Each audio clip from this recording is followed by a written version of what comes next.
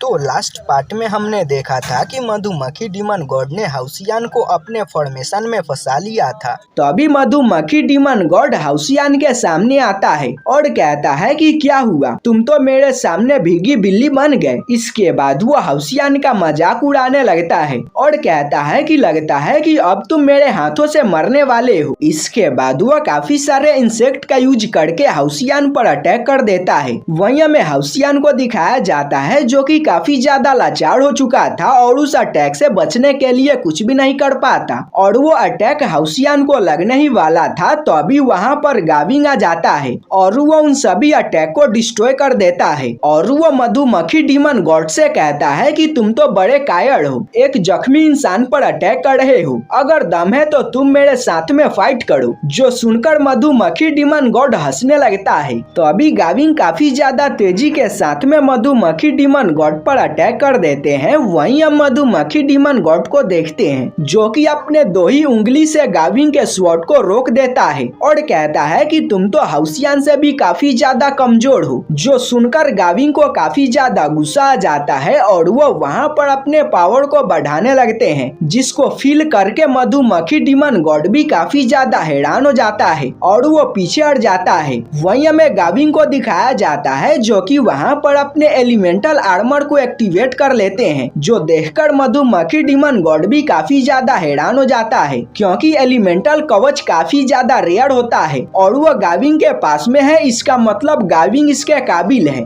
वहीं हम गाविंग को देखते हैं जो कि काफी ज्यादा तेजी के साथ में मधुमक्खी डीमन गॉड पर अटैक करना स्टार्ट कर देते हैं। वहीं हम मधुमक्खी डीमन गॉड को देखते हैं जो कि गाविंग के सभी अटैक को डॉज कर रहा था, साथ ही वो गाविंग पर अटैक भी कर देता है, पर गाविंग भी उसके सभी अटैक को डॉज कर रहे थे और उन दोनों के बीच में काफी ज्यादा खतरनाक फाइट होना स्टार्ट हो जाती है। वहीं हमें कार्ड को दिखाया जाता है जो कि अभी भी डीमन के साथ में फाइट कर रही थी। साथ ही हमें सीमा सियान को भी दिखाया जाता है जो कि काफी ज्यादा बहादुरी के साथ में डीमन के साथ में फाइट कर रहा था। वहीं हमें वैंगुन को भी दिखाया जाता है और वो भी डीमंस के साथ में फाइट कर रही थी। वहीं हमें यांग को दिखाया जाता है जो कि डीमन बने हुए चेनिंगर पर अटैक कर रही थी, जो देखकर चेनिंगर चिल्लाकर यांग से बोलती है कि ये मैं हूँ। अगले सीन में हमें लिसिन और लिन को दिखाया जाता है जो कि अभी भी टनल के अंदर होते हैं और वो डीमन उनका पीछा कर रहा था। अगले सीन में हमें बुल डीमन गॉड को दिखाया जाता है जो कि अभी भी तबाही मचा रहा था और वो कैप्टन पर अटैक कर देता है, जिसकी वजह से कैप्टन काफी ज्यादा दूर जाकर गिरते हैं। वहीं हमें हान को दिखाया जाता है जो कि अभी भी दरवाजे पर अटैक कर रहा था और काफी ज्यादा कोशिश करने के बाद वो उस दरवाजे को खोल लेता है।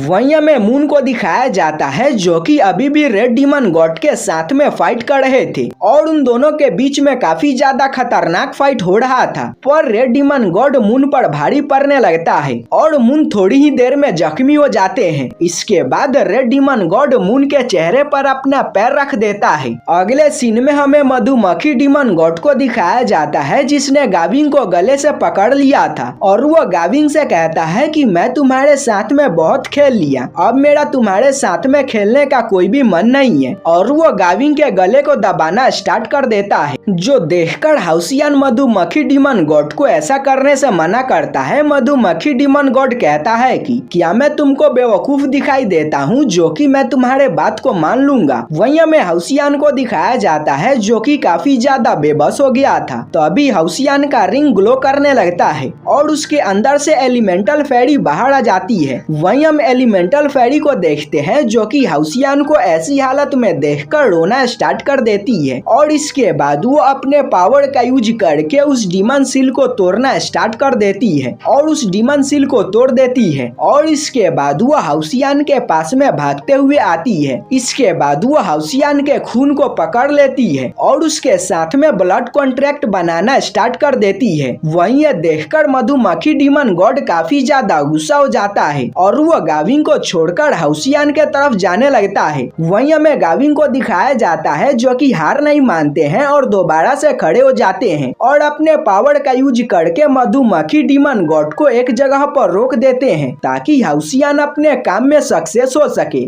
वहीं हमें मधुमक्खी डीमन गॉड को दिखाया जाता है जो कि इसकी वजह से काफी ज्यादा गुस्सा हो जाता है और वो अपने पावर का यूज करके उस शील्ड को तोड़ने तोड़ने लगता है, जो देखकर गाविंग अपने पावर को और भी ज्यादा बढ़ा देते हैं और उसको एक ही जगह पर रोक देते हैं। वहीं हमें उस एलिमेंटल फेरी को दिखाया जाता है जो कि हाउसियान के साथ में ब्लड कॉन्ट्रैक्ट बना रही थी, जिसकी वजह से वहां पर काफी ज्यादा पावर रिलीज हो रहा था। वहीं हमें हाउसियान को दिखाया जाता है जिसका सारा जख्म हील हो जाता है और साथ ही हाउसियान का एलिमेंटल फेरी के साथ में कॉन्ट्रैक्ट कंप्लीट हो जाता है। इसके बाद हाउसियान वहां पर अपने पावर को रिलीज करता है जो कि काफी ज्यादा था। वहीं हम गाविंग को देखते हैं जो कि हाउसियान से कहता है कि तुम जाकर उस टोकन को उस पिलर में लगाओ, तब तक मैं मधुमक्खी डीमन गॉड को रोकने की कोशिश करता हूँ। जो सुनकर हाउसियान काफी ज्यादा तेजी के साथ में उस तरफ जाने लगता है। वहीं अब ये देखकर मधुमक्खी डीमन गॉड काफी ज्यादा गुस्सा हो जाता है और वो अपने फुल पावर का यूज करके गाविंग के शील्ड को तोड़ देता है और वो अपने पावर का यूज करके हाउसियान को अपनी तरफ खींचने लगता है। अगले सीन में हमें मून को दिखाया जाता है जो कि काफी ज्यादा बेबस हो चुके थे और वो जमीन पर पड़े हुए थे। वहीं हमें रेड डीमन गॉड को दिखाया जाता है जो कि मून के शरीर पर अपना लात रखा हुआ होता है और वो मून से कहता है कि क्या हुआ, तुम तो इतने में ही ढेर हो गए। अगले सीन में हमें सीमा सियान, वेंग्यून, कायड और लिन और लिसिन को दिखाया जाता है जिन पर डीमंस भारी पड़ गए थे और वो सभी डीमंस के हाथों जख्मी हो गए थे। वहीं हमें कमांडर को भी दिखाया जाता है जो कि जख्मी हो चुके थे। अगले सीन में हमें मधुमक्खी डीमन गॉड को दिखाया जाता है जो कि अपने हाथ को हाउसियान के शरीर के आड़ पार कर देता है, पर हमें दिखाया जाता है कि वो हाथ हाउसियान के आड़ पार नहीं हुआ था बल्कि बीच में गाविंग आ गए थे और वो हाथ गाविंग के आड़ पार हो गया था, जो देखकर हाउसियान काफी ज्यादा परेशान हो जाता है। इस पर गाविंग उसको टेंशन लेने से मना करते हैं और उसको आगे बढ़ने को बोलते हैं और टोकन को पिलर में घुसाने को बोलते हैं, जो सुनकर हाउसियान काफी ज्यादा तेजी के साथ में आगे बढ़ता है और उस टोकन को पिलर में लगा देता है। अब ऐसा करने की वजह से वहाँ पर काफी ज्यादा पावर रिलीज होती है और वहाँ पर जो छत था वो फ्लोट करने लगता है और वहाँ पर 5 पिलर और बन जाते हैं। तो अभी अचानक से वहाँ पर काफी ज्यादा पावर रिलीज होने लगती है जो कि आसमान में जाने लगती है। वहीं इस चीज को देखकर एक्सोर्सिज्म पास के सोल्जर काफी ज्यादा खुश हो जाते हैं। तो अभी देखते ही देखते वहाँ पर एक थ्रोन ऑफ स्टील अपीयर हो जाता है। अब इस चीज को देखकर वहाँ पर मौजूद डीमंस काफी ज्यादा हैरान हो जाते हैं। वहीं हमें हाउसियान को दिखाया जाता है जो कि उस थ्रोन ऑफ स्टील पर चढ़ने लगता है और जाकर वहाँ पर मौजूद थ्रोन पर बैठ जाता है। वहीं हमें हाउसियान को दिखाया जाता है जो कि काफी ज्यादा बैडस लग रहा था। इसके बाद वो अपने पावर का यूज करके वहाँ पर एक ऑर्डर पास करता है जिसकी वजह से वहाँ पर जितने भी सोल्जर मौजूद थे उन सभी की पावर काफी ज्यादा बढ़ जाती है। साथ ही उनके शरीर के आसपास में लाइट का कवच बन जाता है जिसकी वजह से किसी भी डीमन का अटैक उन पर काम नहीं कर रहा था। अब इस चीज की वजह से वो सोल्जर काफी ज्यादा खुश हो जाते हैं और वो आगे बढ़कर उन डीमन को मारना स्टार्ट कर देते हैं। वहीं हमें रेड डीमन गॉड को दिखाया जाता है जो कि मून को मारने ही वाला था। तो अभी वहाँ पर वो लाइट पावर रिलीज होती है। अब इस चीज को देखकर रेड डीमन गॉड रुक जाता है और उस तरफ देखने लगता है,